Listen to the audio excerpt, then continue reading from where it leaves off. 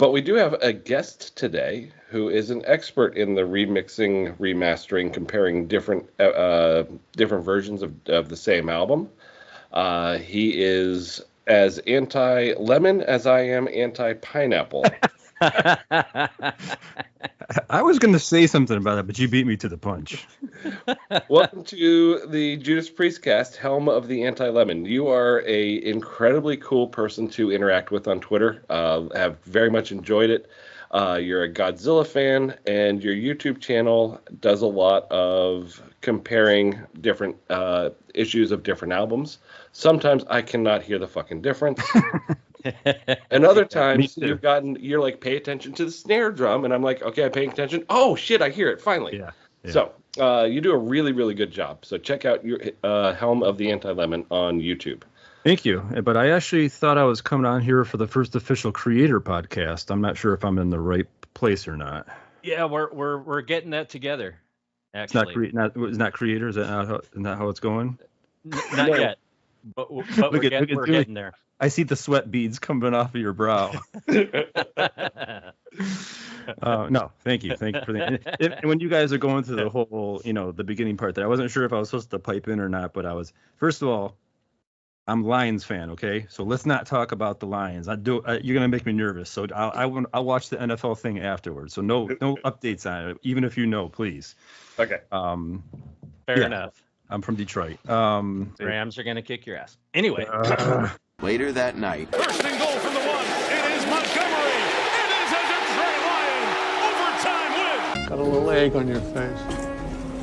So one of the reasons I asked you to come on the pod was you have a similar Priest experience to me up to a certain point. Okay. Like 2004, 2005, I listened to Painkiller and a couple other albums, and just didn't like much anything else other than Painkiller. Jugulator came out, I actually kind of liked that. And then Demolition came out, that was a piece of shit. Then Angel Retribution came out, and it wasn't what I wanted. My appreciation for it has since come up. But that was me 20 years ago. You are at that place right now, and then 2 months ago you started you binged the entire Priest catalog, and we're going to rank it. Yes. But give me kind of an overview of your story with them. So I don't know if you ever heard of you ever seen Finn McKenty on YouTube? Mm-hmm.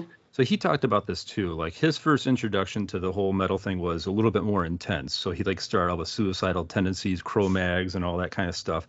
So to kind of go back to stuff that was lighter, like Iron Maiden and Judas Priest, it felt like a step backward when you were already exposed to something, that was heavier. And mine was kind of similar too. I mean, I first heard, I was in 7th grade, I was listening to Appetite for Destruction, just like nonstop. I listened to it for a whole year. And I went to a friend's house and he said, "Hey, I'm going to play you something that's going to make you forget about Guns N' Roses." And I was like, "Nope." And he plays me this Paranoid. And I was just like, what the hell is this? Because I could tell it was really dark sounding. And then I just listened to Paranoid for an entire year, nothing else, just Paranoid. I go back to his house the same year and he says, "I got another thing for you. It's going to make you forget about Black Sabbath." And I'm like, "Nope, Black Sabbath, that's where it's at." And he plays Battery for me. And at that point, it was all over. I just became a real thrash head. So I kind of skipped over the Maiden, Angel Witch, Judas Priest, all that. And when I got exposed to it, it was like, it kind of felt like a step back. Like, this is not as heavy as what I'm listening to. And being 14 or 15, I wanted as heaviest stuff as I could possibly find. I do remember on Headbangers Ball, because, up to that point, it was, Breaking the Law. That was basically the only thing I knew. And then I heard Painkiller. And I was like, even in my 14-year-old brain said, they're trying to be thrash, but they're not quite there yet. And I could tell the difference between, like, say, Holy Wars and Painkiller. But I still thought it was pretty good. And then, I kind of, my drummer was into them, and I said, I'll go back and start giving this stuff a fair shake. And I started getting into, like, Dio and Iron Maiden and Ozzy, the quote-unquote less heavier stuff. And I really enjoyed it. I just didn't hear anything other than Painkiller that I thought, like you, Jeff, that was a thing, was Painkiller was great, and I didn't really hear too much more. Mm-hmm. until you said, why don't you come over here and get on the podcast? And I'm like, well, because I've done this before. If you look at my channel, my live things, I did a whole Slayer thing. I had only heard 3 Slayer albums up until recently. Like that, seriously, I know that people are like, what? I'm like, yeah, all I knew was, South of Heaven, Seasons of the Abyss. Season of the Abyss, and what's the Rain and Blood. That was basically the only ones I knew. I had heard a little stuff here and there, but nothing other than those 3 I knew. And then I went back and started going through the whole catalog. I did the same thing with who else did I do it with? With Death. I had not heard Death that much before either. And this is kind of the same thing. It's like, unless you really sit down and just start listening to it, you're going to have a different perspective. And today my ranking is coming off of, well, I'll say a one-time listen, but I did this today. I went back and I kind of went back into my notes to just confirm what I'd already heard. And some of the stuff that I kind of was it actually got a little bit better in the second time. So who knows what a 5th or 6th time would sound like, Yeah, cool. Yeah. So that is the idea, was to do a tier list. You're going to present yours, and me and Jay are going to be the 2 old Muppets in the balcony criticizing and making jokes. Yes, you have to be a certain age to get that reference. All right, So yeah, we can get into that. I was curious about you though, and your YouTube channel and how you got into that, and I noticed you play guitar. How'd you get into that? All that kind of good stuff. Oh yeah. So the YouTube channel that came from, it was this is back in 2013. No, actually it's probably a little before then. I remember I wanted a Malevolent Creation album, and it was The Fine Art of Murder, and it said remastered, and I erroneously thought, well, if it's remastered, that means it must be better than the original. So I bought it, and then I'm listening to it, and I'm like, yeah, it does sound good, but the ride, not the hi-hat cymbal, but the ride, the ding, ding, ding type stuff was so loud and so ear-piercing. That was the only part of the album that I kept going why is this thing so loud? It just everything else is great except for this ride. And then I had heard someone say, well, you can't, if you listen to something louder, your brain's automatically going to like that better. So it's not a fair comparison. You got to put things at the same level. So I started doing research, and I went back to the original Malevolent Creation album, got the new one, and I actually found software that measures the decibel level and puts them at the exact same loudness. So when I would listen to it, suddenly that super exciting one from the remaster didn't quite sound quite as good compared to the original when it was at the same level. So then I started going, I guess if you really A/B it at the exact same level, it's not quite as, I guess just because it's a remaster doesn't mean that it's the best. And that was my first thing. I thought, I should probably start a channel that would objectively analyze, because most people, you get the original, the volume's much lower because there's a higher dynamic range, which is normal. And then, you get the remaster and it's super loud and it sounds exciting. And it's that doesn't necessarily mean that it's better though. You really got to put them at the exact same level to get an objective comparison. So that's how, the YouTube channel started. That's interesting. You do a lot of that. You take, people have to get on the channel and check it out, but you take remixes, remasters, compare them, up to 4 or 5 different. I think I watched something where you had 9 different versions. It was probably Black Sabbath. I think Sad Wings of Destiny had quite a bit too. The older the artist, and the more, except for Metallica, the more willing they are to put other versions out.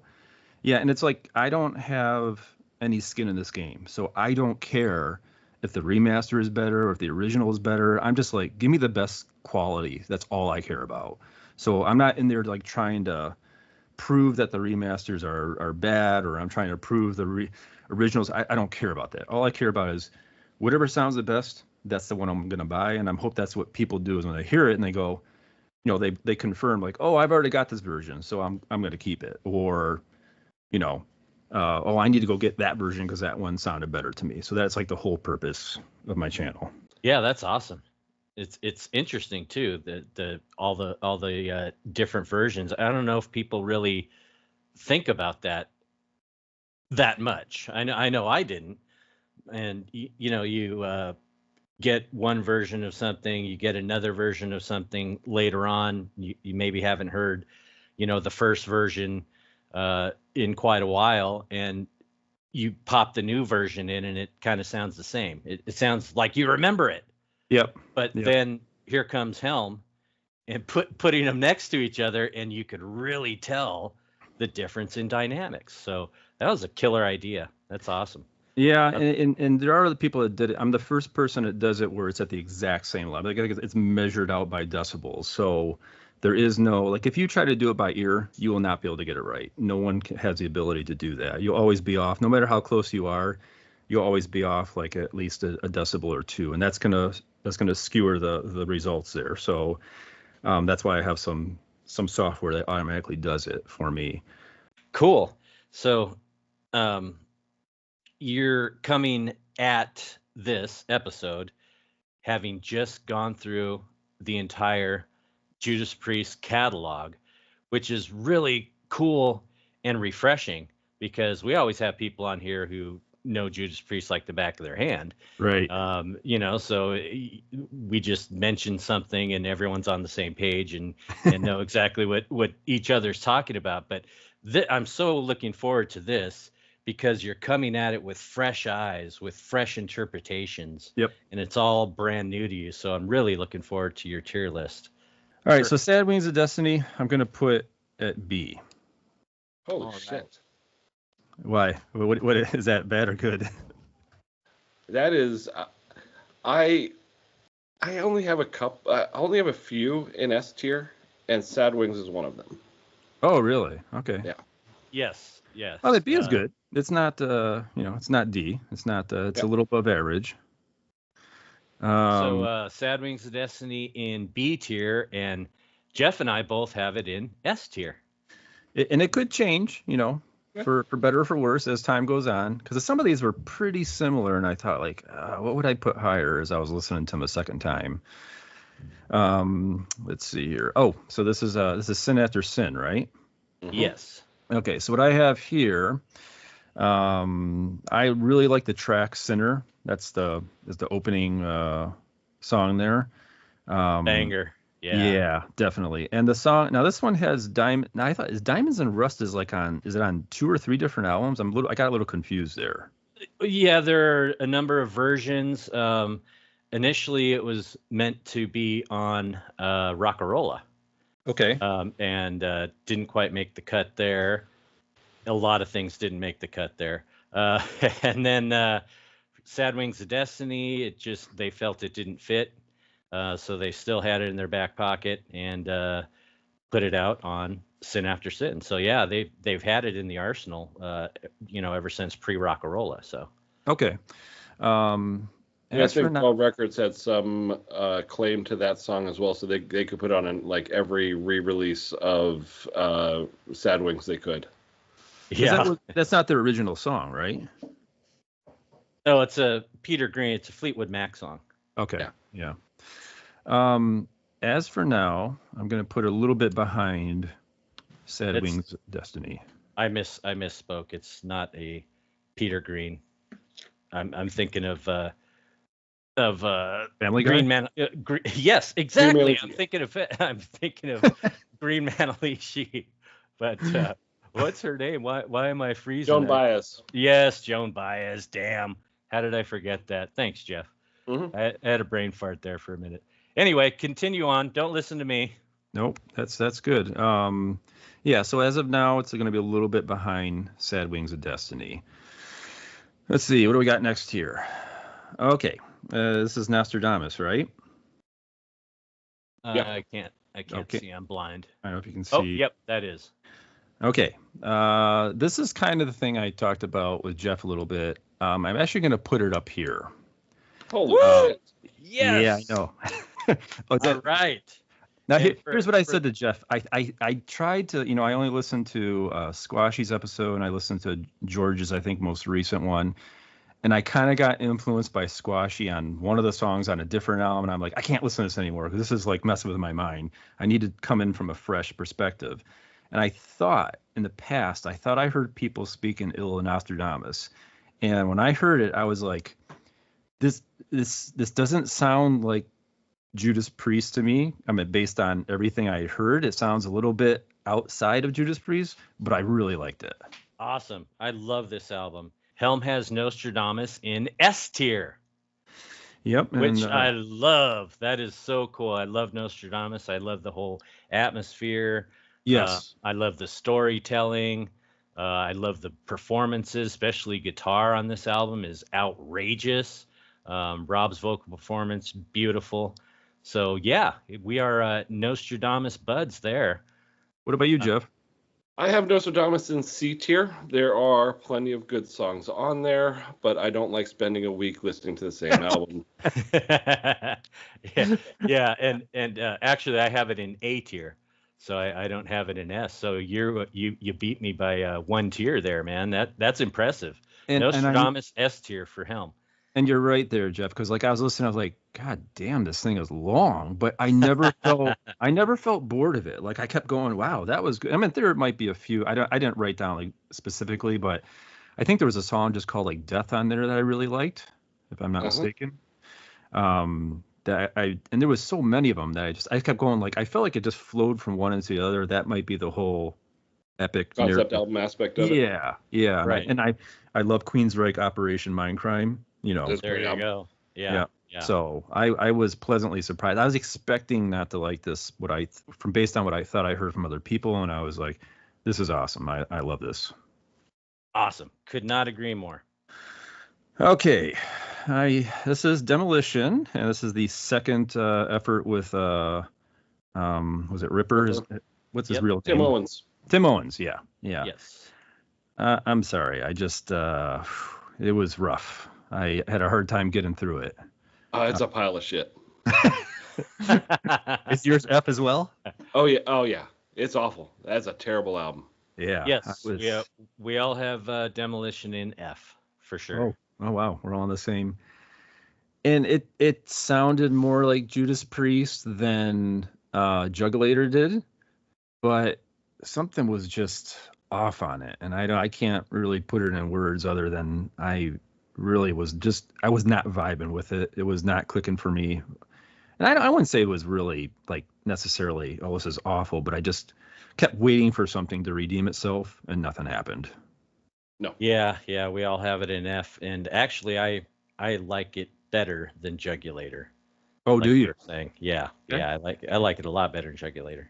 Oh wow. So is Juggulator possibly your worst Priest album? Yes, definitely. Interesting. Okay. All right. So we have, where is this? Ram It Down here, I believe. Yep. Ram It Down. What do I have written on here for Ram It Down? Okay. First two songs, great. I really love the first. And this is the thing, especially, and this is a correlation. I'm going to make a correlation here between Overkill and Priest. This is what I noticed. I wrote down 3 things here where I found this kind of like common thread. On all their albums, they always start off with a banger. The first song is like, let's make the audience's nose bleed. Let's punch him in the face. And that Priest is the same. Overkill is the same. They always said that we got to just come out hidden. That's the first thing. Second thing is I noticed over their careers, both Rob and Blitz, they started off with much kind of cleaner vocal sounding. And as they got moved on, it became more aggressive and grittier sounding. Okay, I could see that. Yeah. And then I feel like another thing is both bands, sometimes they'll have like, I call it like a song inside a song. Like sometimes a part might not flow quite that well, and it feels like there's another song contained inside of the song itself. And I had several times, like as I was listening to Priest, which happens when I listen to Overkill, I'm like, wait, is this a different song? Is this the same? I had to like look at the, what I'm listening to make sure it's the same song. So those 3 things I thought was pretty interesting, and making those correlations with my favorite band, Overkill. So what do you think about? Correlation. That's awesome. That is really cool. That's like some next level shit right there. Very cool. Yeah, totally. It's called a nerdy brain. Nerds. Hard as Iron is great. God, that's like a kind of that's basically a thrash song there. I'm at the speed on that, man. I was digging that. Love Hard as Iron. I also love Blood Red Skies. That was a good one too. Jeff's Two fave. I don't. Yeah, two I don't like is I'm a Rocker and Love You to Death. I did not care for those. Amen, Those brother. are awful songs. Yep, terrible. And I really liked Monsters of Rock. This kind of like real doomy, you know, despair-ridden song. And like at the end, he's speaking, and it's like he sounds like Mustaine at some parts of it. I don't know if you ever like as he's got Mustaine's got this kind of talking voice sometimes. At some parts, he's kind of talking. He sounds like Mustaine to me. Okay, I can see it. It's there. Yeah. Again, this is coming from someone that's never heard it before, so completely. Right. Like, yeah. First time I'm here, I'm like, it sounds like Mustaine a little bit, like when he's talking on P-Cells a bit. But that I was pretty impressed with this one, so I'm actually going to put this in A tier. Wow, A tier for Ram It Down. What do you think about the drum machine on that record? I didn't. Was there actually a drum machine on it? Oh yeah, 100%. 100% drum machine. I didn't really. See, that's the thing. If I go back maybe on the 5th or 6th turn, I might start going, hey, those drums sound weird, you know? Yeah, exactly. Yeah, wow. that's interesting. But A tier for Ram It Down, that may be as interesting as Nostradamus in the S tier, Helm. Okay. I like where you're going with this. This is interesting. This is awesome, and I love it from a fresh Priest perspective. Yep. So, yep. Yeah, I'm really digging this. Where would you have Ram It Down? Ram It Down, I have D. Okay. Yep. Is that partly because of the drum machine? Yes, and I don't really care for any of the songs on it. Oh wow. I like the title track, Ram It Down. Yeah. I like and I like the Glenn solo part on Heavy Metal, but and I like the groove of the song Heavy Metal. It's just so cheesy. A heavy metal band singing about heavy metal, calling the song Heavy Metal. I mean, just the cheese factor just puts me off. It's about 2% better than I'm a Rocker, though. Cheese. Yeah, I'm a Rocker. I didn't fault them for any kind of cheese. I was like, I knew there would be some of that in there, so it didn't. I really wasn't marking points away from that, but I can understand that the drum machine bothers you. It's possible I go back and start hearing that, and I'm like, because I'm a guitarist. The first thing I'm listening to is the guitar. Exactly. Yeah. Once you hear it, it just, or at least in my case, once I hear it, it's all I can hear. Yeah. All I can hear while listening to that record is the drum machine. Yeah. So it just taints it for me. But anyway, all right. So we got Firepower is next. Interesting. God, this is hard because it's so hard for me to compare like old Priest to newer Priest because I mean they sound it's the same band, but the production is so different, compared. And I'm trying 50 years of difference, or in this case, 40 years difference. Right. And I'm trying not to let it, spoil my objective perspective on it. But production is important to me, and I was really impressed with the production of this one. And the part that Squashy, I think it was Squashy. I remember it was George said, "I love that song Flamethrower," and I was like, so when I was listening for the first time. I waited to hear I was like, oh yeah, this is it. This is peak right here. I bust out my guitar and I'm like, and I'm like, oh yeah, this is good. So yeah. Love that song. This is by far the thickest sounding guitar that they've had so far. And that's, when you're hearing like the chugs, the dun dun dun dun, you can really hear Andy Sneap is great at getting that to come through. So I was super impressed with that. So like either night it was like 2 a.m. I was like telling my wife, hey, come here, listen to this. And I was like Flamethrower, and she's like, okay, yeah, I've heard this stuff before. And I'm like, but listen to those guitars. They're really coming through right now. She's like, yes, I know. Yeah, I love that song. Yeah, that's probably in the top 2 on that record for me. Yeah. Yeah, very good. So for those listening at home, Helm has Firepower in S tier, along with Nostradamus. As of now, Nostradamus is still better than Firepower. Wow. Love you, man. I might get stoned for that one. No, I totally agree. That's awesome. Okay. Next, we're on to Angel Retribution. How does the average Priest fan feel about this one? Jeff? I think I'm lower on it than most. Okay. There was some excitement when it was released that it was going to be a return to form for them. And to me, a return to form would have been Painkiller 2. And this is not that. And I'm very much opposite in that my favorite song on it is Loch Ness, and nobody else likes that. Yeah. Well, John Gaffney liked Loch Ness along with you. And Yes. actually, of the reunion era, this was John's favorite, which is interesting. But yeah, I like it. It's probably my least favorite of the reunion era. Well, it is. Not to say it's bad. It's a good record. Judas Rising, I mean, is one of my favorite Priest songs altogether. And I love the difference in tempos that a lot of the songs have, and it really harkens back both in sound and in the lyrics to earlier Priest, which is really cool too. So yeah. I have Angel in B tier. B tier? Yeah. Okay. Whereas, and then Notre Dame I have down into C tier. Okay. This one's actually going to be D for me here. Oh, wow. Okay. Nothing particularly wrong with it. And I do feel like it was Judas Priest. It just, again, it didn't click with me. And I can't figure out why. I think I expected something different when Rob coming back to the band. And this is the one he came back, right? Yep. Yes. Yeah, I don't know what. Again, there wasn't like really any stinkers on it, but there really wasn't anything that made me go, "Oh wow, that's great." And I kind of felt a little bit let down. Like when Dickinson came back for Brave New World with Maiden, I loved that album. I thought, "Oh, this is great." I really liked it. But this one, I was expecting something. Probably maybe the expectation is what brought me up too much, and I was just like, I don't know, just wasn't there for me. So unfortunately, it has to go a bit lower for me. That's Cool. an interesting comparison to Brave New World. I loved Brave New World when it came out, and I did not like Angel of Retribution, and they have swapped places for me. I now Really? can't stand Brave New World. The repetition of the lyrics Yeah. just drives me absolutely insane, and Angel has risen strongly.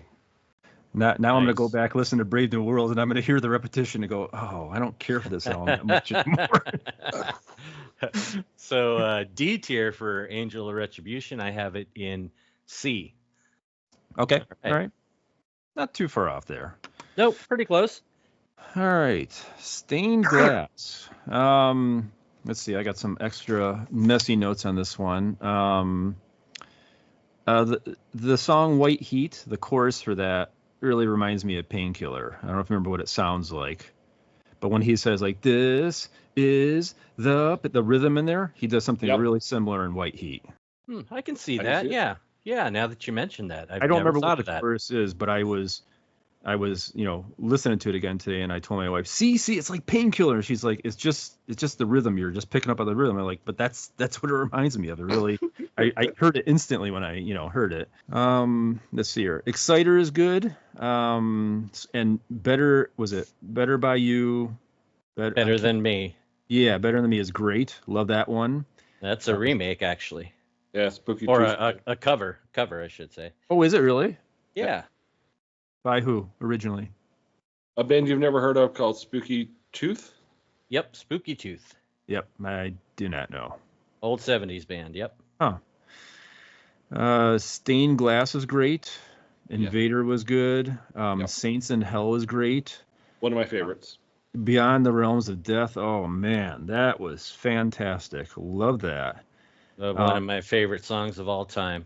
Yeah. Oh, Top Beyond the Realms of three. Death. Yes. Top 3 Priest song for me, for sure. Nice. Yeah, I heard that and I was like, oh man, they just kept. It was like, this is good, this is great, this is good, and then Realms of Death is just like, oh man, this is off the charts. This is great. Yeah. The only one I didn't care for was Fire Burns Below. Yeah, that's actually extra. What are they called? Bonus track. Bonus track. Yeah. So that was, I think, Fire Burns Below was recorded in the Turbo Ram It Down era. Oh, okay. Yeah, so that isn't actually, the album ends with Heroes End. Got it. Okay, Yeah. we're going to put this one up in A in front of Ram It Down. Okay. Awesome. Very good. Is that a little bit higher than the average Priest fan? Nope, probably lower. I think Stained Class is considered their classic. Oh, Yes. really? Okay. Yeah, Stained Class is definitely in S tier for me. And I have it in B, so I'm even lower. we were speaking about Squashy. That's his favorite Priest record. Oh, is okay. Stained Class. Other than Unleashed in the East, but that's a live record. But his favorite studio is Nice. Stained Class. Yeah, and I have it definitely up in S tier. And Nice. I think it's a great record. I don't care for the production, unfortunately, Yeah. on that record. It's a little thin. But yeah, the songs are so strong. I think it's basically the first true heavy metal record of all time. I think it's kind of the record that the tree which all the branches of metal sprout from. I think it's just true metal, top to bottom. Do they play any of those songs live off that album? They do on occasion. They'll pull out Beyond the Realms of Death. Actually, this tour they've pulled out Beyond the Realms of Death a couple times. And they are playing Saints in Hell. Oh, nice. Is on the set list, and it has been from day one, and hasn't come off. So this is one of those albums, like when I was listening to it with my wife, and I said, if I could hear this live, I think it's going to sound sweet. It's going to be so good. Or if they did a re-recording of it, not a remix, but an entire re-recording in the studio, I think it would come out really good. What you're looking for is called Unleashed in the East. Yeah. That is a quasi-live album that's mainly just, it's a live instrument recording, but Halford fixing it with the vocals in the studio. And it's the improvement is noticeable. Really? Yes, definitely listen to that. Yeah. I'll have to check that out. We got Invincible Shield here next. This one's hard because, I'm always, I don't know if this is fair or not. I think I'm going to always put this with Firepower. I feel like they're kind of twins in the same. They think the songs are equally good and the production is really good. The difference between, at least from a production wise, with Firepower versus Invincible Shield, Firepower has more low end. There's a real thick guitar sound there, but they're sacrificing a little bit of that crunch like that Exodus has. And that crunch also, you can hear that in Juggulator too. So this one kind of is nerfed a little bit in the crunch department, but it's really boosted in the super low heavy stuff. And Invincible Shield is kind of like the opposite of it. They kind of lowered the low end, the bass part of it, and made it crunchy, like a real thrash type crunchy thing. So the perfect sound for me would be to take Firepower's guitar sound and Invincible Shield and blend them into one thing, and you'll get something like what Exodus is more or less doing nowadays. So yeah, love it. Love Panic Attack. Quite a few good songs off there. What was the second single they released after Panic Attack? Crown of Horns, or Crown of Horns. Is that what it is? Or was it Serpent and the King? I think was the last one. I don't remember the order, but I think it's the Crown of the Thorns or whatever you said, and I wasn't quite as Trial impressed. by Fire was actually the second one. Oh yeah. Gotcha. Okay, there you go. Good thinking. Yep. And I was not quite as impressed with that one as I was with Panic Attack. Yep. But overall, really, really good album. The production is great songs, got some great riffs in there. I'm going to probably put that one, and again, we could change around here. I'm going to put this right over here in A. All right. I agree with that. Beautiful. Invincible Shield, and all three of us have Invincible Shield in A tier. Oh, nice. Sweet. Guess I'm doing okay for a first-time Judas Priest fan. You're doing awesome, dude. Ram It Down is gonna haunt you. Yeah, that's all right. That's all right. I stand by my choices. And I think again the expectation. I expected that one because that came after Turbo, correct? Yes. It did.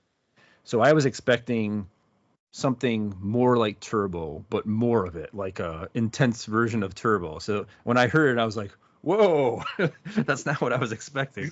Yeah, it was actually supposed to be a double album called Twin Turbos. They were going to put Turbo out with, well, call it Twin Turbos, but some Turbo songs and some Ram It Down songs. But the record company thought that was a dumb idea, so they put them out separate as two separate albums. But yeah, it was originally meant to be a double album called Twin Turbos. Yeah. Nice. So the band decided that the record company thought it was a dumb idea, so they just put out 2 dumb idea albums instead. Hey, Ram It Down is not a dumb album. That's a good album. We come with the Juggulator here. So let me just say the cover is crap. Oh yeah. Yep. Looks like a second grader kind of drew it, in my opinion. I know what they're trying to go here for, and I will say it's funny because their guitar sound there is kind of similar to mine. It's got that really kind of thick, crunchy sound to it. So when I first heard it, I was like, again, the same thing with Painkiller. I was like, oh, they're trying to be like groove metal here, like they're trying to go like a Machine Head route or something like that. Yeah, exactly. So that always kind of throws me off when a band does that. It's like, and I know I just read something. I don't know if it was Glenn or who said this in the band, but they said the last album they had was Painkiller, right? Painkiller to Juggulator is 7 years, and everyone said that's too big of a jump. But he said, if we had been releasing other albums there, you would have seen it get closer to what Juggulator would have sounded like. It would have been a step-by-step process. But for you guys, it went from Painkiller to Juggulator. Is too much of a jump there. So first time I heard, I was a bit turned off. Not the singing. Singing was okay. The guitars are okay. I just felt like, is this really Priest? This doesn't really sound like Priest to me, even though I prefer the heavier stuff. I was a little bit turned off by that. But when I listened to it the second time around, I'm going to put it in C because I can imagine this thing growing on me a little bit over time. Wow, all the way up to C. That's awesome. Yeah, I know yours is down in F, right, Jay? Yep. I have 2 records in F: Juggulator and Demolition. Do you not like Ripper Owens? No, I love Ripper Owens. I think he has a great voice. Yeah. I just it doesn't, like you were saying, especially Juggulator. It doesn't really sound like Priest. In the song structure and everything else. It's kind of like you were saying, going for a groove metal or a new metal type sound. Of course, there's no Rob Halford helping out with the vocals, with the or the lyrics, I should say.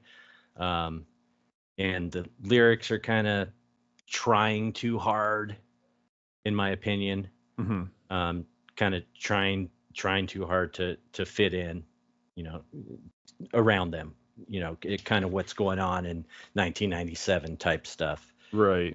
Right. But it doesn't do anything for me. I do like Ripper Owens though. I think he has a rad voice. Yeah. And love him on the KK Priest stuff. Yeah. Do lyrics matter that much for you guys? They matter incredibly to me. Oh, really? Yes. Okay. For certain things. Thrash metal, I don't give a shit about the lyrics. Death metal, don't give a shit about the lyrics. Trad metal and doom metal especially, the lyrics matter incredibly much to me. Wow. Okay. So Aaron Stainthorpe is the singer of My Dying Bride, and he is probably my favorite lyricist. Nice.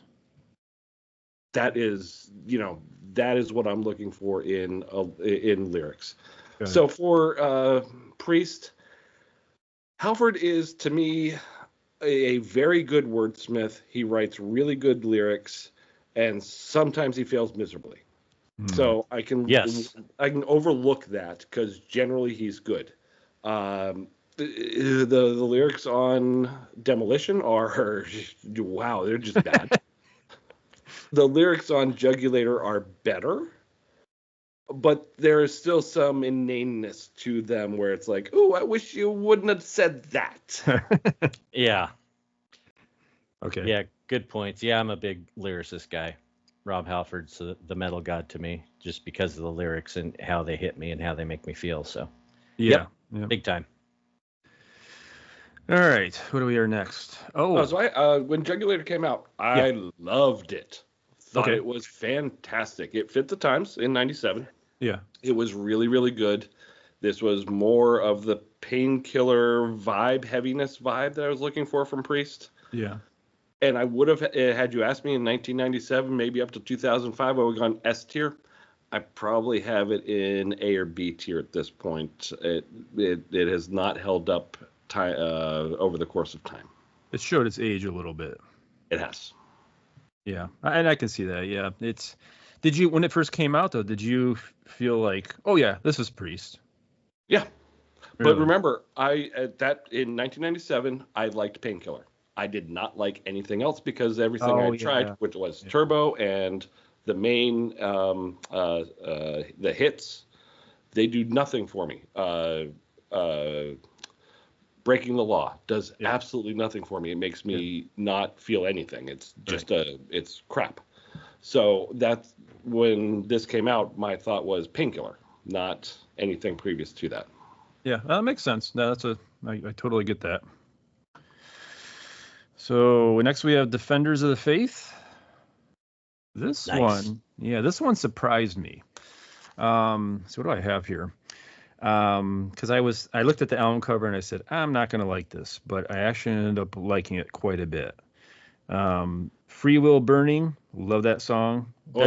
That's kind of how I first started, like, just a kick-ass song, and I'm like, these guys are like overkill. It's like punch them in the face right out of the gate, just play something great. Mm-hmm. Rock Hard Free, that's fantastic. And the intro and the solo, that's another thing. Like I wasn't paying attention who was doing the solos, and I'm not a real big solo guy. I don't get impressed by solos that much, even if it's like technically good. Like everyone goes nuts over Marty Friedman, but I just don't feel nothing from him. I like Jeff Young is my favorite guitarist from Megadeth. The So Far So Good So What, and I know he's not technically as well versed as Friedman, but I feel like he just speaks more to what I like. So I very rarely like turn my head from a solo, but throughout this whole, I'm going through all this, there was more than I'd say 7 or 8 times where I turned my head at the solo and went, wow, that really impressed me. But I don't know who was doing the solo. You know what I mean? Right. Jawbreaker is fantastic. I do not like Love Bites. Eat Me Alive is good. Heads Are Gonna Roll is not too bad. Now this is interesting here, because when I originally was making notes, I had my phone and I always do speech to text. So I wrote here, night comes down, but there's a little too much of cockroaches in there for me. Like I go back and I'm like, cockroaches? What was I trying to say? I really do not understand. I think it auto corrected me, because what I wanted to say was, night comes down, there's a little bit too much cock rock in there for me. So my thing changed and said, no, we're not going to do cock rock. We're going to do cockroaches. So I was like, what the hell was I talking? So I go back and listen to it, and I said, oh, it sounds like cock rock. So I was like, nah, that's not, did not really care for that one. And Heavy Duty, I didn't like that one either. Turn On Your Light, I thought was horrible, except for the ending, which was great. And I did notice, and I a lot of these pre-songs, not a lot of them, I'll say some of them, like they start off really great, and I'm like, yes, and then they turn a corner, and I'm like, no, where are you going with this? And then I'll get vice versa. It starts off like, this is horrible, and then it redeems itself at the end. Mm-hmm. Mm-hmm. Yeah, that last song you mentioned was it's a bonus track. Oh, is it? So yeah, the album actually ends with Defenders of the Faith. Okay, so Turn Your Light On is not on there. Nope. All right, I'm actually gonna put that into consideration and not include that, because the album is just like great, and it starts going down slowly for me, but that's gonna make it a little bit better. Turn On Your Light was. Do you want to guess when it was recorded? What album it was recorded for originally? Turbo came after this, right? So it can't be. It was Turbo. still recorded for Turbo. Was it really? Yeah, it was recorded for Turbo and added on later. Okay. Yep. Yep. Uh, They We're gonna- added it on in the remasters for whatever reason. I don't know. yeah, that's a problem when you're like going through YouTube and going through the playlist and they don't tell you that kind of stuff. So, Yep. I'm gonna put this one. This is hard here. It's either gonna go in front of Sad Wings of Destiny or behind Invincible Shield. This seems a little bit too good, and this one seems a little bit not enough. You know what I mean? It's kind of like Right. between. I think for now I'm gonna put it right here. Put it in front of Sad Wings of Destiny. All right. So Helm has Defenders of the Faith in B tier. Number 1 of B tier. Yep. So it's leading the pack in the B tier there. How do most people feel about this album? Classic. Classic. Yep. Love it. Yeah. For most people, it'd be S tier. Yep. Definitely. Yeah. I have it in S tier. It's top 5 Priest record for me. I hate the drum production on it, the drum sound. Uh-oh. Other than that, love it. Love every song. 10 out of 10. Just I have nothing negative to say other than on the production end. But as far as songs, love it. The dueling solos, like you were talking about the solos on this album. This Yep. is probably one of the best Priest albums for solos, and especially the dueling solos or the back and forth solos between Glenn and KK on this album specifically is about my favorite. So yeah, love the album. All right. And I don't love it as much. I have it as tail end A tier. So basically where you have it. Okay. But a Yeah. little bit better. Pretty much around there.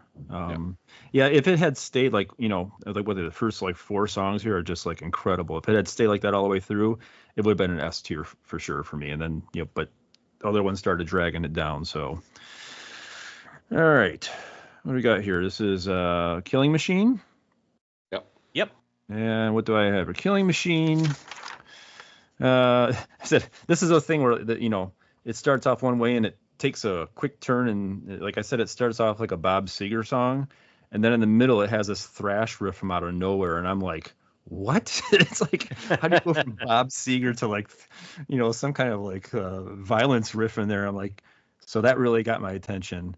The song Running Wild, it reminds me of Iron Maiden. Well, vice versa. Yeah. Yeah. It's basically Iron Maiden stole that riff. Yep. Oh, really? Yep. Oh, wow. 100%. Nice. Well, 100% nice. stole it. That's what is this the whole thing like the Queensryche and Overkill controversy? Is that something is that the thing there? Yeah, probably. Just less so.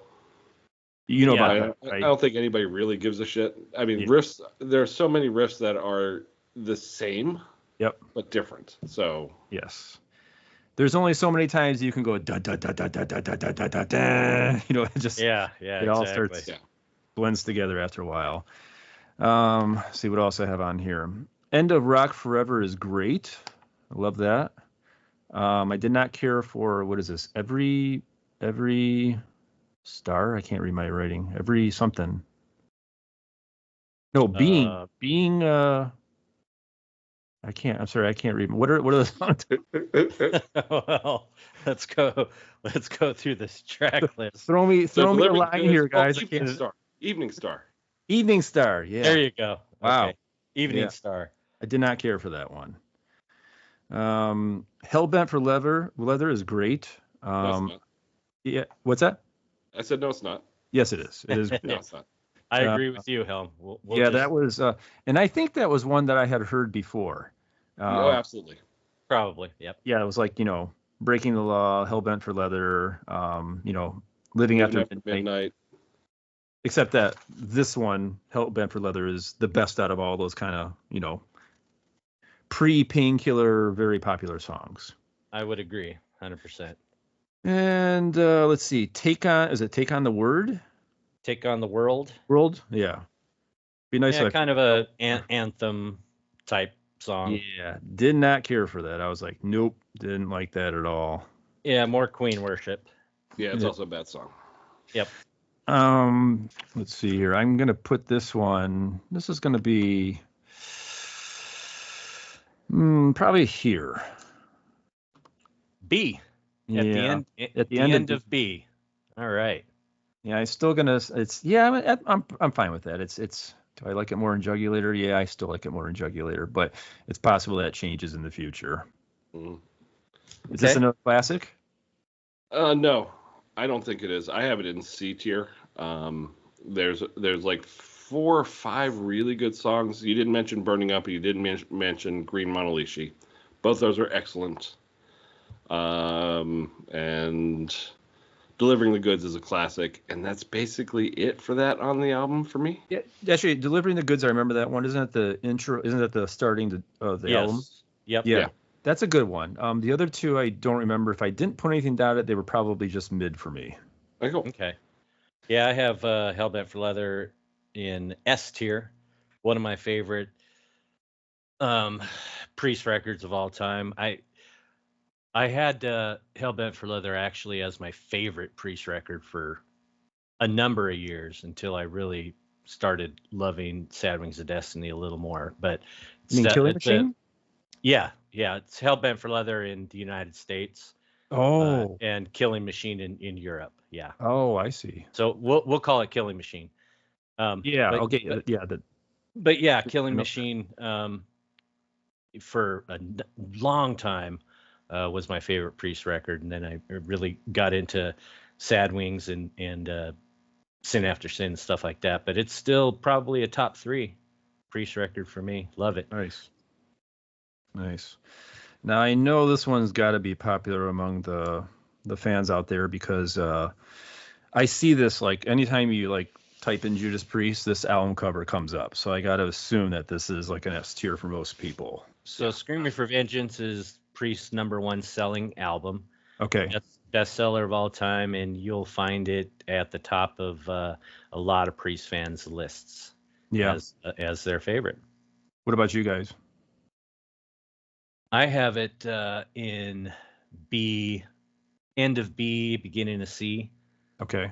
I think it's really overrated. Some great classic songs. I mean, Electric Eye, Bloodstone, Devil's Child, the title track, all great songs. But the weaker songs, I think, are really weak. I have it in A tier. Also, basically with that same reasoning, it's a little bit overrated. The weak songs really drag it down. Devil's Child is not a good song. We've gone over this, Jay. I'm sorry. I like it. Do I have to be a referee here? Come on. Yeah. Devil's Child is a great song because it has a KK solo. Okay. I'm a sucker for a KK solo. That puts it over the top for me. Do you prefer him over, what is it? Is it Glenn Tipton?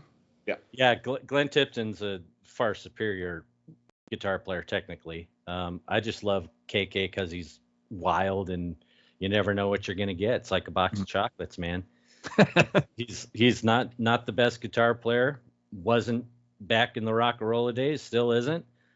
But his passion, the passion he puts in everything he does, just love it. Yeah, he's probably my favorite guitar player in the world. Not because of it speaks to you. He does something. He speaks to your soul.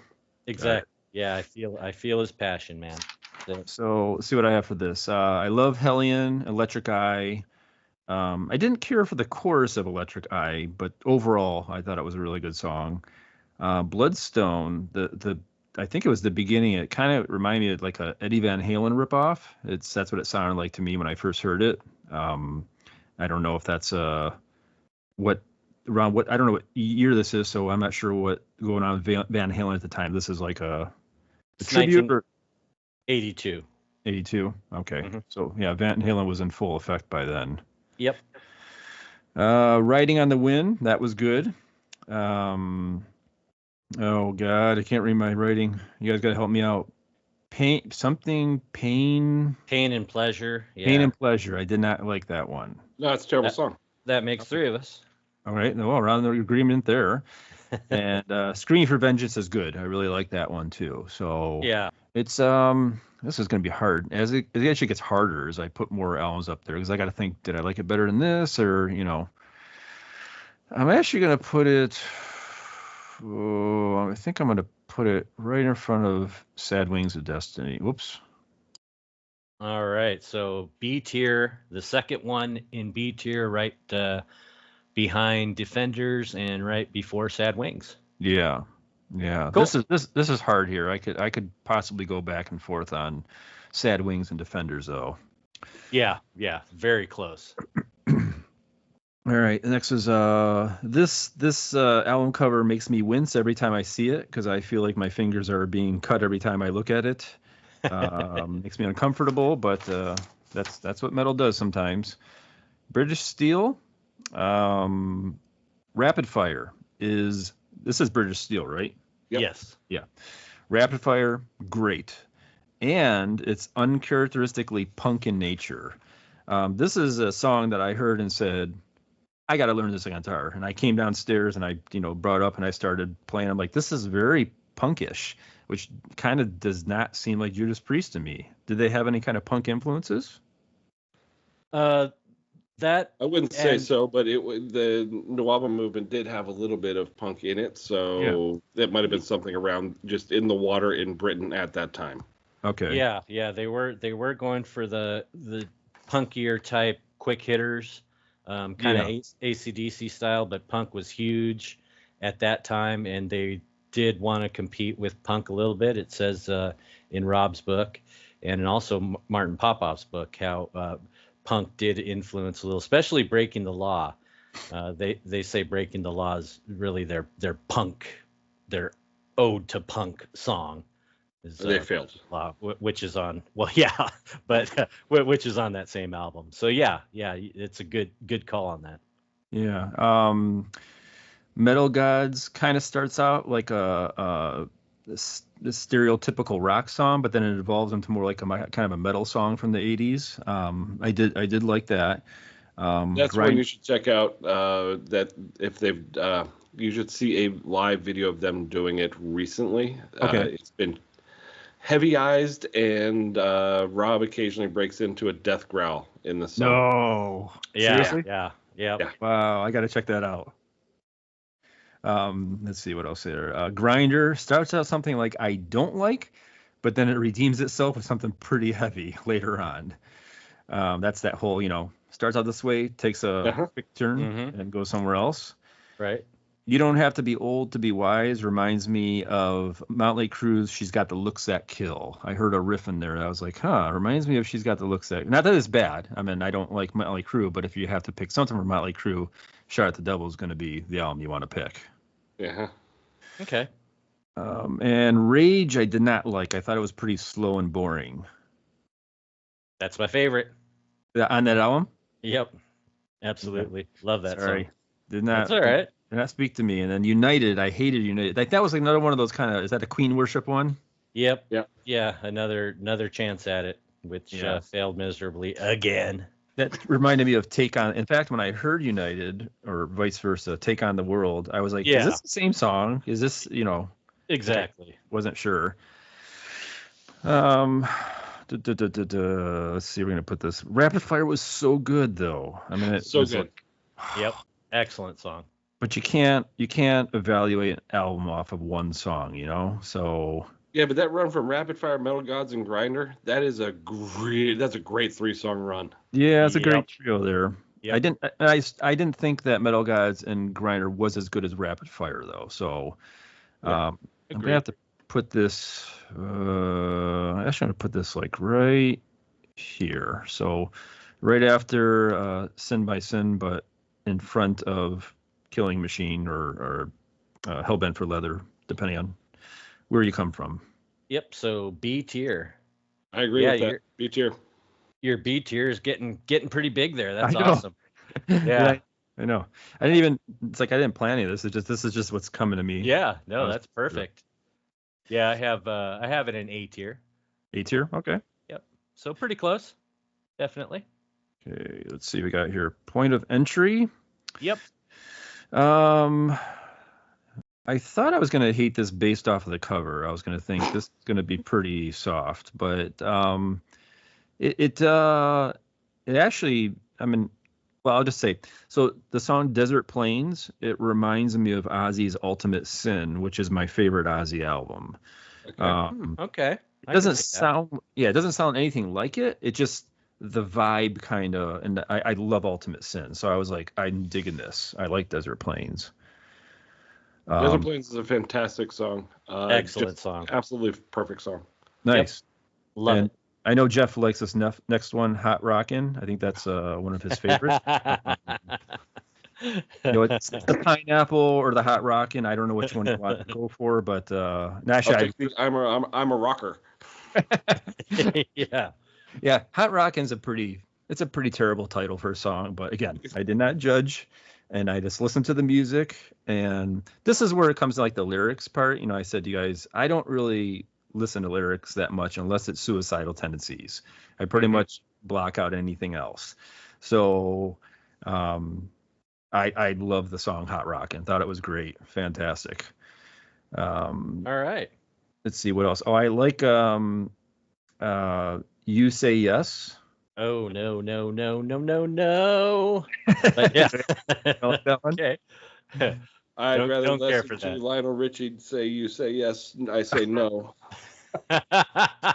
Thanks for Then ruining listen to that song. Oh my God. The man, first I'm- Lionel Richie mentioned on the Priest cast. Oh, jeez. Oh, that just got ruined. Overall, it's kind of mid to some good stuff in there. I didn't really,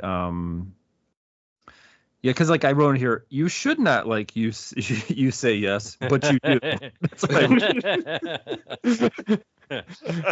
it's like funny. someone like you're trying to date someone and they say, "Here's everyone on paper," and you're like, "No, that's not going to work for me." And then you meet them, you're like, "Oh yeah, I actually like this person." So that's what it kind of reminded me of.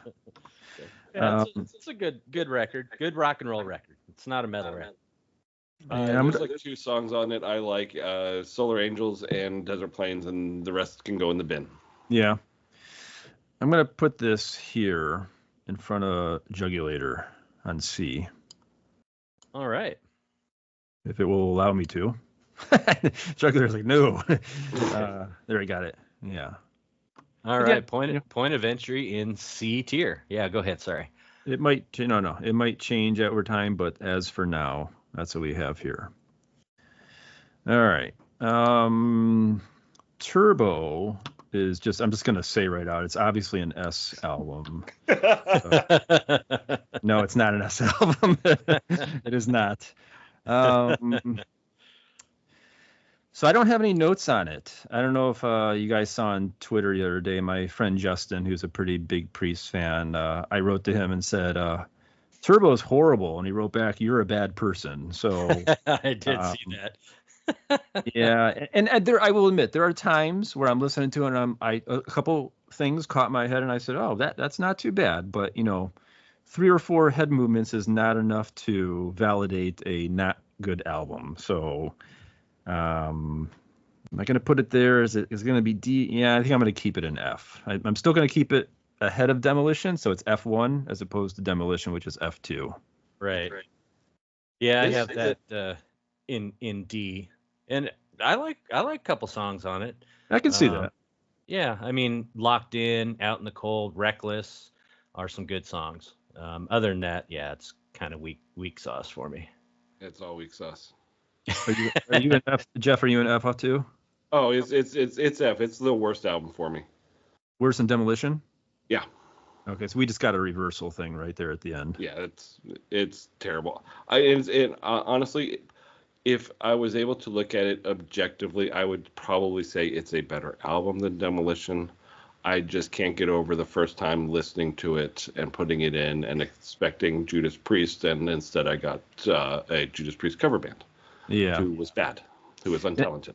Now you see why I put Ram It Down so high is because I was seeing the progression a little bit there, and I was going, well, this is going to be Turbo 2, and it wasn't Turbo 2. It was way heavier than Turbo, so that's why it got a much higher rating for me. Yeah.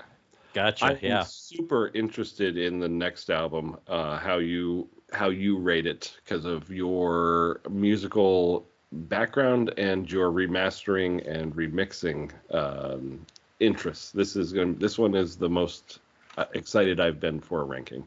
What is this? Retribution right here? Redeemer of Souls. Redeemer of Souls. Yeah. What I got Malevolent Creation on the brain right there. So this is another one. And yeah, and Jeff, you did kind of influence me the other day through the DM. He said the production's horrible on this, and then I listened to it and I was like, this sounds like a demo. It doesn't even sound like I can tell it was produced professionally, but at the same time, it was just like, it's pretty bad, the production on it. So that's going to taint my liking of course. But if you go back, you go back to the earlier albums, Stained Glass doesn't have great production, but I'm looking at it within the confines of everything around it at the time. So it's up to par what's going on. This is actually below par in terms of production. Real thin, fuzzy guitars. The music was good, and I tried to base it more off of that. But it did not really hold for me. I should have listened to this one more time, to be honest. It kind of gave me the same feeling with Angel of Retribution. It wasn't what I was expecting. I was expecting something different. It did not deliver, but I still think it was better than this. So the thing is it better than Jugulator? You know what? I am going to say I still think it's better than Jugulator. Is it better than Point of Entry? You know what? I think it is better than Point of Entry too. And I think I'm going to hold it there. I'm going to hold it at the C1. I don't think it's better than Killing Machine. But I really need another spin on this album. Yeah. All right. Yeah, everything you said's fair. And for those following at home, C tier. Helm has Redeemer Soul and C tier. Yep, But C1. yeah, Seth, the first one is C tier. Yep, C1. But yeah, everything you said about the production, I agree with. I like it though. I can look past the production on this one. Yeah. Because the songs are so strong. What about you, Jeff? I have it just slightly higher in B tier. But yeah, what you said was everything I can't say any better. So for both of you, I'm kind of interested. Let's say Andy Sneap had been around at that time, and he was around, but he actually did this album, and it made it sound like Firepower or Invincible Shield. Would that change your ranking if it had that kind of production? The guitar sound is so terrible on this album that yes, it would make a drastic difference. It would go up to A tier easily. Yeah, no, I totally agree. I have it in B tier. But the strength of the songs, yeah, if Andy Sneap produced this one, it would zoom way up. I already have it higher than Firepower. Oh wow. Yeah, okay. I like it more than Firepower. Wow. Just because of the strength of the songs. Yeah. Not the production, obviously. But it's interesting in that Glenn Tipton produced this, and the other Priest album Glenn Tipton produced was in your S tier, Nostradamus. Oh, really? Yeah. So it's interesting that there's such a gap, but the production is a lot fuller on Nostradamus. He did a better job on that one. Yeah, and for someone that records, music here, I can tell you that I reach my perfect guitar sound and I'm like, this is it. And then I come down the next day and I record it with something different and it does not sound the same. And I'm like, what happened? I didn't change it. It's like, it's a real mind game, and you have to constantly A/B things back and forth. And this is kind of the reason, like when, people on my YouTube page, they get pissed off because of Megadeth's remixes, those 2004 remixes that they did, and majority of people hate them. And they'll say, how could he have done this? And I always tell them, when you're mixing, okay, this is the way the brain works. If you feed it something for a little bit and you don't feed it anything else, it will adapt to something, and then it will think it's fine. So if you start mixing something on your own or recording whatever, and you're in your little box and you keep hearing it over and over again, and you will start to go, yeah, this is the norm. This is a standard. Unless you go back to that original and start A-Bing back and forth and go, oh, this is what it originally sounded like, you're probably going to take it in a different path, especially if you're remixing. And I really believe that Dave Mustaine did not have the originals. You know, he wasn't going back and forth. He just said, let's just see what we can do and make this sound. And that's, you know, a lot of people did not like it because it's too far off from the original. Oh yeah, I don't like them at all. Yeah. So. Yeah, and I understand that.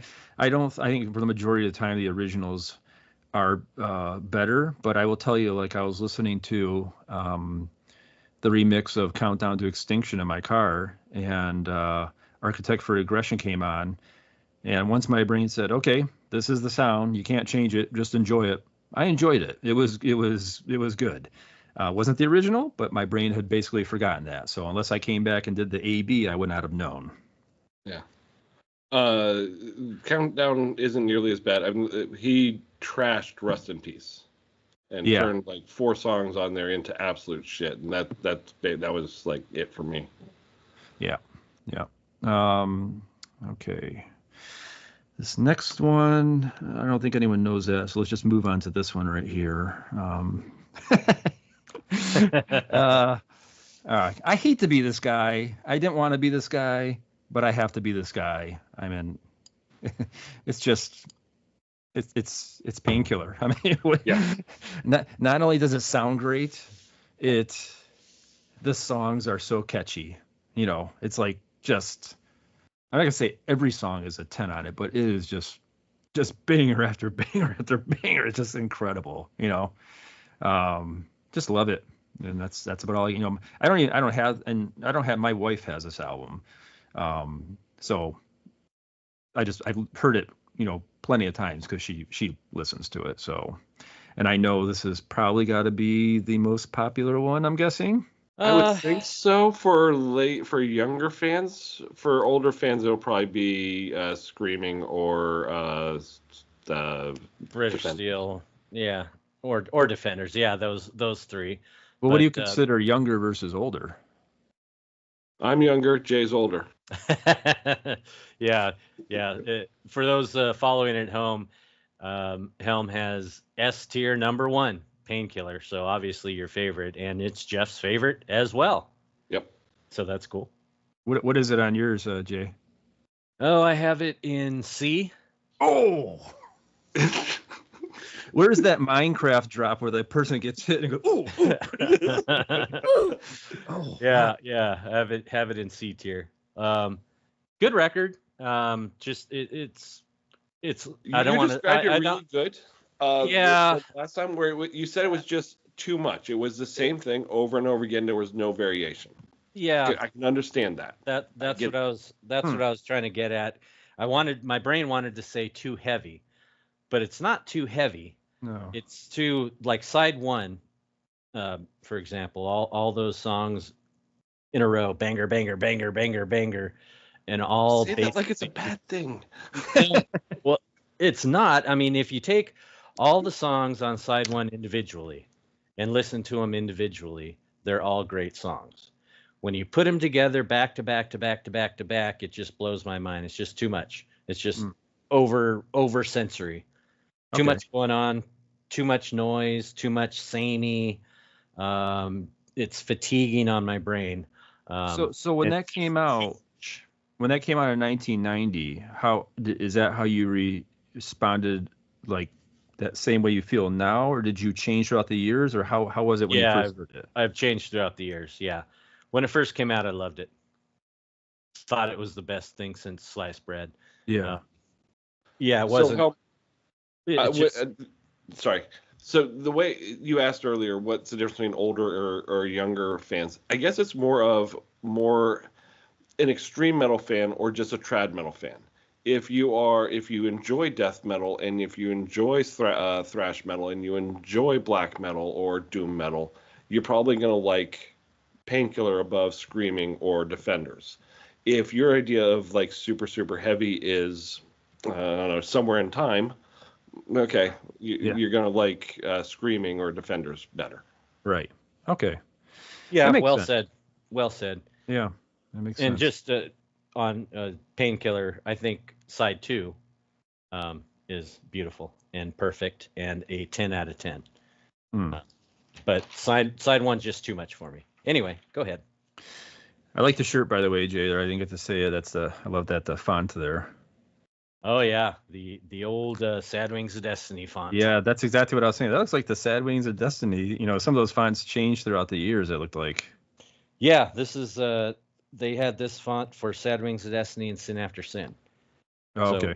Rockarola obviously has that weird font where they didn't know who they were, and then they went to this Gothic font for Sad Wings of Destiny and Sin After Sin, and then they changed it for Stained Class. Oh, It nice. went the sharp, different logo, which is actually my favorite. Right. But Okay, we've come to the end of the road here, and it just happens to be the debut album. This one, what did I have written here? Some of the songs sound like, this is the same thing I said before. Some of the songs sound like they're songs inside of a song, and occasionally they reminded me of Pink Floyd. I don't know what exactly what song brought me to that conclusion. But it makes sense. You know, a lot of times the debut, the band's still trying to find their style and figure out what's going on. I love the intro riff to Rockarola, you know, the song Rockarola. I love that intro. That when I heard that, I was like, I want to learn how to play this. This is cool. The rest of it was just kind of, I guess, I mean, part of it is, and I know it's the time. It's the guitars are really kind of they're a bit impotent. So there's not really any thick or crunchy stuff. And like Sad Wings of Destiny is a huge upgrade in terms of guitar sound from Definitely. Rockarola. When I heard Sad Wings of Destiny, I was like, whoa, that's like much different than, you know, Rockarola in terms of guitar sound. So again, I try not to let that. I don't think it's a bad sounding album, considering, was this 1974? Is that the original? Yeah. Yep. What year is Sad Wings? Sad Wings is 76. Okay. A lot of progress made there in that 2 years, but Yeah, definitely. it's really just like a kind of a mid-tier thing for me. So I'm gonna put it. It's gonna be in C. It's gonna be more than Jugulator. Is it gonna be more than Point of Entry though? See, now I'm going against, like, you know, Point of Entry had some good songs on there, but they had some bad ones too. I really didn't think there's anything bad on Rockarola, but I didn't think there's really anything great. It was just kind of like mid all the way through. So does a mid album beat one that has peaks and valleys? I think I'm going to keep it like this. I think I'm going to put point. No, you know what? No, I'm not. I'm going to do this. I'm going to put that slightly above Point of Entry. Awesome. So Rockarola in C tier, C2, right after Redeemer, which is C1 in the Helm hierarchy there. Yeah, I have. Let's see, where do I have? I have Rockarola in A tier. A tier, okay. Yep. I Jeff? think. Oh, go ahead. I have it in C tier. Yeah. What did you think, Jay? You were gonna say something? I just think Sorry side about side 2 of Rockarola is one of Priest's best album sides, in my opinion. Never Satisfied, Run of the Mill, Dying to Meet You. Well, we'll forget Caviar and Meths. We went into that debacle in that episode with George, but I think that run of Never Satisfied, Run of the Mill, Dying to Meet You is beyond reproach. I think it's just incredible. Yeah. And it's interesting, Helm, you were talking about the album Paranoid. And Roger Bain actually produced both Paranoid and Rockarola. Oh, wow. Yeah, and Did not know there's that. such a huge difference, and I don't get it. So Roger Bain produced Black Sabbath, Paranoid, and Master of Reality, and Rockarola. So what happened to Rockarola in the production room? I don't Yeah, how know. could the same guy who recorded Into the Void have recorded Rockarola? Yeah, I don't get it. Because the music is different. That's part of the reason. Yeah. I meant Into the Void is like heavy as whale balls. That's just a ridiculously heavy song. And Rock-a-Rolla, this is. I mean, I'd be hard pressed to call this metal. You know, it has some tinges of metal in it, but it's more of a rock album. Yeah, So that's why, blues rock. yeah, and I can't really fault it for being full on gain. You know, Sabbath was kind of ahead of its time because it had a quite a bit of distortion and gain for being back in the 70s. You know, Right. yeah. So especially like Masters of Reality, that's a nice heavy thick album right there. So I think part of it has to do with probably the equipment they had back then. You know, Judas Priest starting out, they probably didn't know which kind of route they wanted to go, and they're figuring it out. Because to me, Rock-a-Rolla and Sad Wings of Destiny don't really sound the same. They're quite different. Yeah, I for was sure. very fortunate when I was 19 to see Rob Halford perform Into the Void live. Nice. He was fronting Black Sabbath for a show. Oh wow. Yeah, incredible. I will tell Yeah. that story at some point on the pod. Yeah, we keep Yeah. planning on having you tell that story, and we never get to it. But awesome. So Helm just got into Priest in preparation for this podcast and went through all 19 albums for the past 2 weeks. Yeah, well, it's probably like over a month, I'd say. Okay. So went through every Priest album for over a month, made this tier list, and it's just so interesting where you put all these records coming from your perspective as a somewhat new Priest fan, having only heard really Painkiller in the full extent, but just getting into the rest of the catalog and having fresh eyes on it and fresh ears on it and putting together this tier list is incredible. It's awesome. Love it, man. Let me say it and tell me if I'm off base here. And this is just something I kind of thought as I was going through it. You know, a lot of my notes here are more from the older albums, and the newer ones I didn't really write much. And I think part of the reason is because I just thought that even though I got some, you know, some S tier ones here with the newer, and when I say newer, I'm talking like, you know, Angel of Retribution and onward. And then older being like from Rock-a-Rolla up to, you know, Ram It Down. So I didn't have any notes on the newer ones. And I think that's because like the newer ones sounded a little bit samey to me. Even if they were good, I didn't think there was as much distinction between the songs as the older ones had. Like I could identify some of the older ones even after hearing it just once. Today I went back and I started listening to it, and I'm like, I know that song. You know, I remember hearing this. So it was a little bit catchier, a little more unique, I thought, from the older part of the catalog as opposed to the newer part of the catalog. Yeah, I agree with that to a certain extent, especially with the 70s albums. Okay. The variety in the 70s albums from Rock-a-Rolla to Killing Machine is crazy. But yeah, I see what you're saying. Redeemer of Souls, Firepower, Invincible Shield, Angel of Retribution. Of course, Nostradamus being the outlier, but the Reunion era is a lot of samey, in my eyes. Yeah. And Jeff says no way. Firepower is the outlier. Firepower's significantly better produced. It doesn't have the sameness. I really, really, really like Invincible Shield. I have it in A tier, but I can see that it is kind of fading into the background with other ones. It is lacking that thing that makes Firepower or Painkiller or Sin After Sin so special. A uniqueness, an innovation, something a little more creative. I think that's just a thing that all bands go through if they've been around for 20, 30, 40 years. Paradise Lost put for about a 4-album stretch. I'm not sure I could have identified if it came off of Faith. Fuck. I went completely brain dead. Wow. If it came off of Medusa or if it came off of Tragic Idol.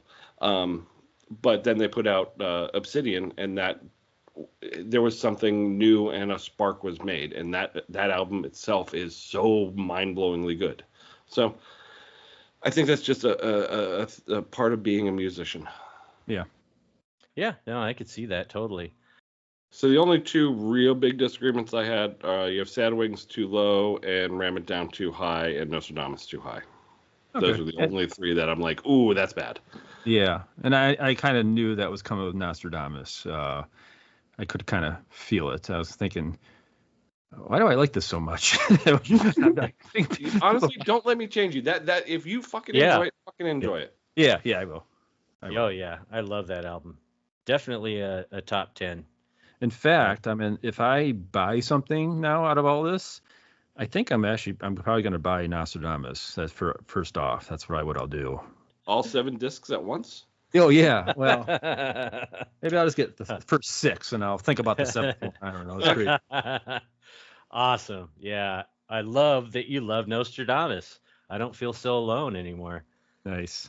Squashy loves it too, though, so that's good. Squashy, I think if I'm not mistaken, his favorite band is Overkill, which is the same as mine. So it's possible I might have my Venn diagram overlap with Squashy. Might be pretty intense there. I'm not sure. Yeah. Cool. Well, that was fun, Helm, and very interesting.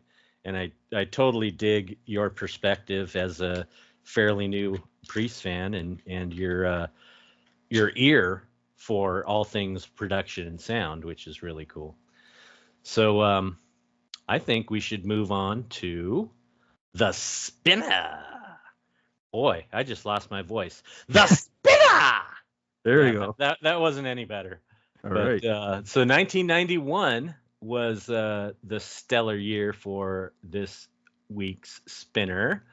And I think I'm going to go first because I get the most crap and just get me out of the way so the real music people can get on with it. But 1991 was a stellar year for record releases, especially grunge. So you have Nevermind from Nirvana, 10 from Pearl Jam. You have Temple of the Dog. Then you got other stuff like Chili Peppers with Blood Sugar Sex Magic, which I love that album.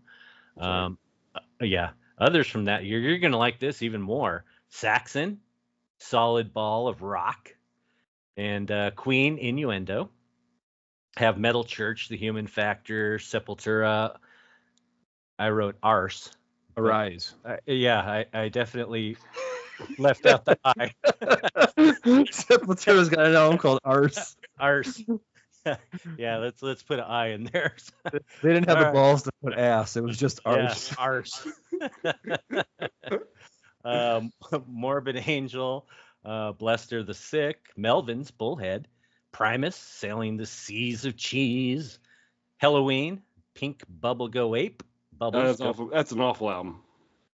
Well, it came out that year. Yeah, it did. Typo Negative, Slow, Deep, and Hard. I have no idea what that's about.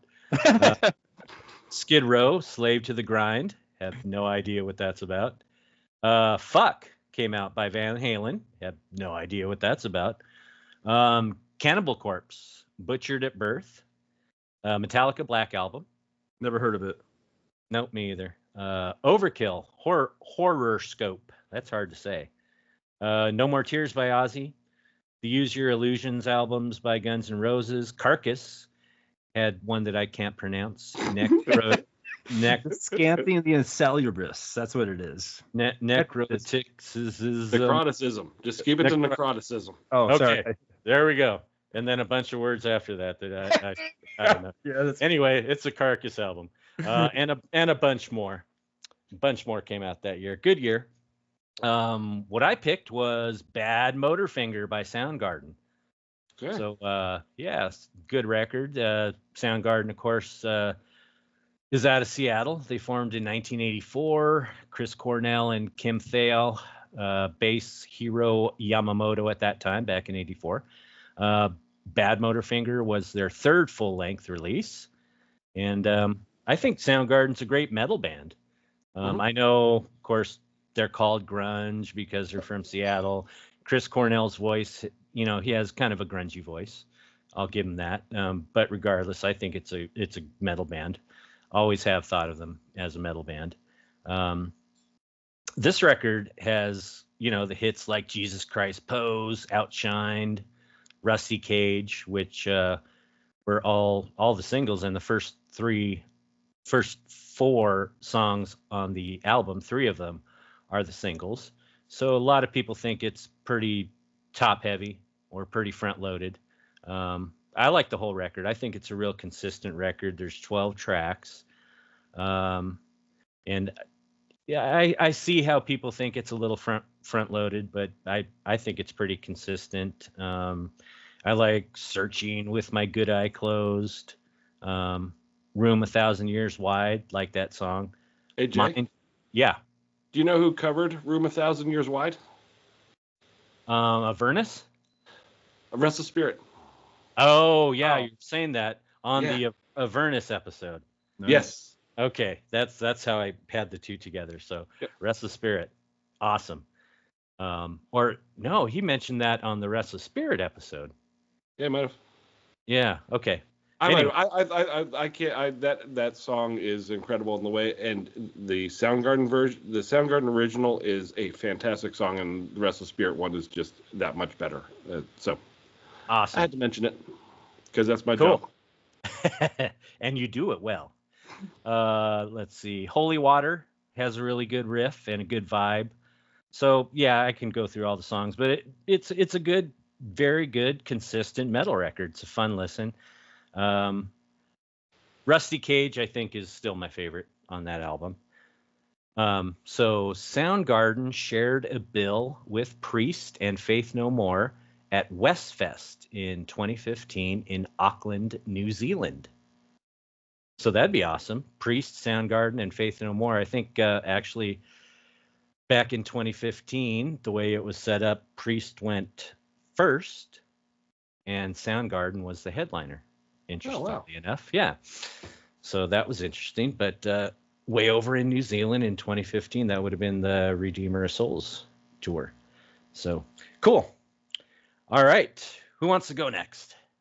Let's let Helm go. So 1991, that was a year. And at first, Jeff said, pick some random ass Godzilla soundtrack if you need to. I was going to, because that is Godzilla versus King Ghidorah. That is a good album. But instead, I came up with this guy right here. Oh, you I can can't see it. It's Lawnmower Death. Oh, Who's shit. right? Yes. Huh. You ever heard of this, Jay? Nope. Never heard of it. So if you like Monty Python and you like thrash, this is what you want to have. Oh, wow. That's yeah, a combo right there. I discovered this band, I guess the tie to Judas Priest would be they're both British. It's like,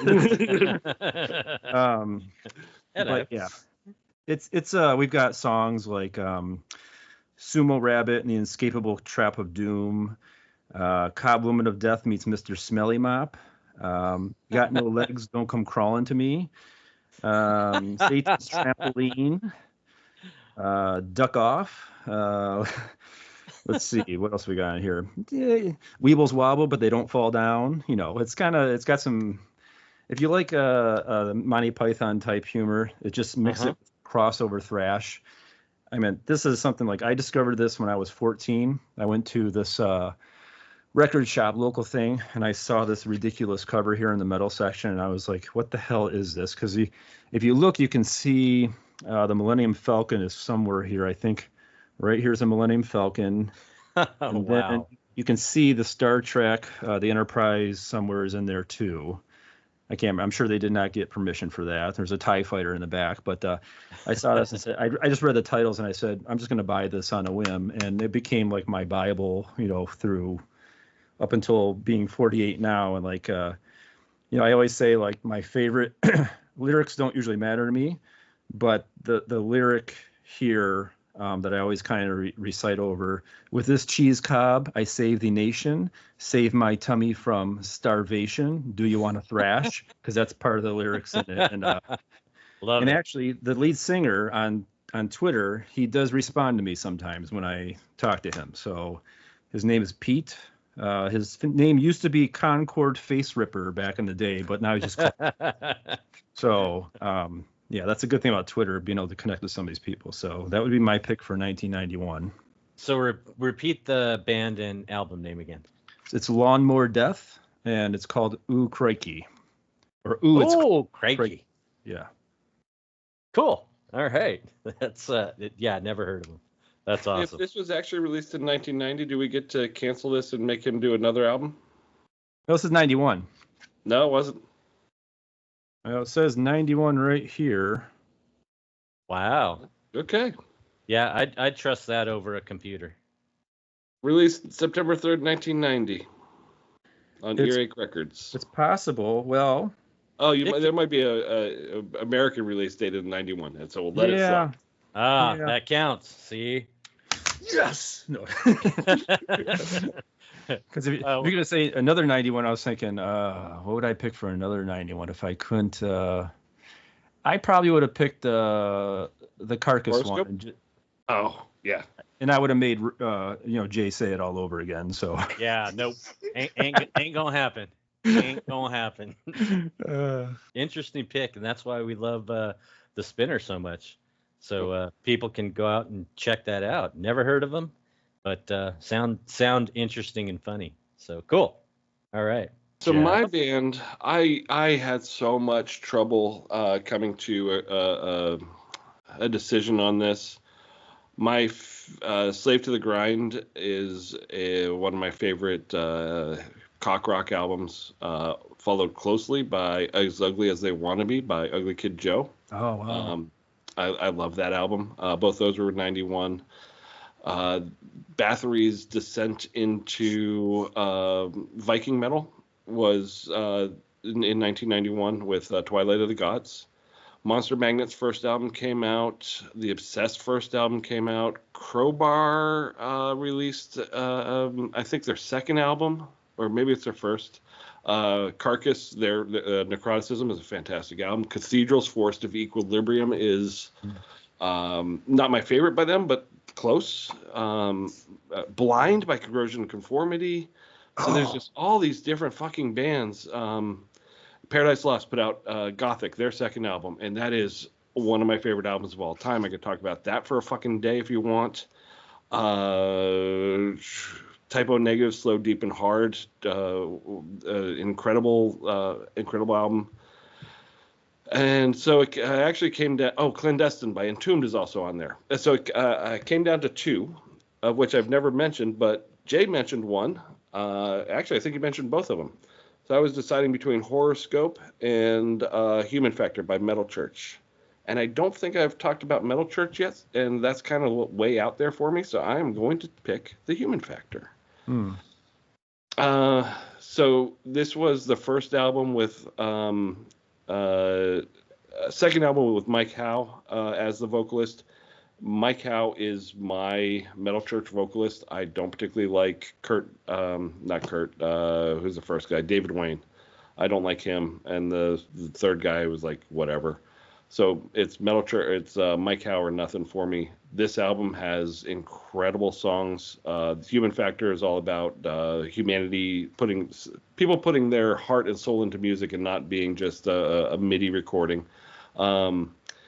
Date with Poverty, Final Word, In Mourning is another just brilliant epic metal song. In Harm's Way is a really cool song, socially conscious lyrics. Agent Green's all about how bad money is. And now that I'm talking, I actually think I chose Blessing in Disguise for 1989. But Metal Church is my probably second favorite thrash band after Overkill, and Horoscope's my favorite Overkill album. So it was a really tough choice, and I just want to pump this album up because this is Blessing in Disguise and Human Factor mean a shit ton to me. I listen to these all the time. I just love Metal Church. All right. Excellent choices, everybody. Excellent picks. You could also see him on the Twitter. And I don't know if you do any other social media. No, it's about all and I admit, like, when I was trying to get, I'm on Facebook, but it's just for like kind of relatives and a few friends here and there. But when I first got on Twitter, I had like I didn't even know really like what the purpose was. I just wanted to use it to promote my YouTube channel. That was like the only thing I got on there for. But I found Right. myself like, finding people like Jeff, and I was like, oh God, these people are really cool. And then it started building up, and then the whole thing of like promotion kind of went by the wayside, and I just get on there to interact with people. And that became like, oh my God, it's like, I always thought Twitter's like it's like a Reddit forum, but there's no boundaries. Like, I can have my Star Trek, my Godzilla, my metal, and like there's all these different worlds, and sometimes they kind of like intermingle with each other, and sometimes they're separate, and it's like all in one place. It's really a weird concept, but I love it. It's Yeah, awesome. agreed. Yeah, everything you said about Twitter, totally agree. We're all in agreement there. So definitely go to YouTube, check out Helm of the Anti-Lemon, and learn something. Very educational, entertaining as well.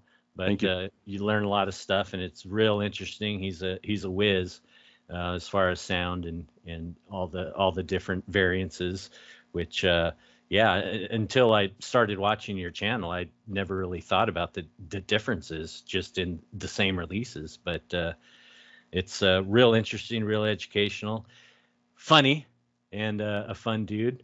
Helm of the Anti-Lemon, easy for me to say. Check him out on the YouTube. Check him out on Twitter. And thanks for checking us out here at the Judas Priest Cast. You can catch us at JudasPriestPod@gmail.com, I think it is. No one ever emails us. I mean, we've had two.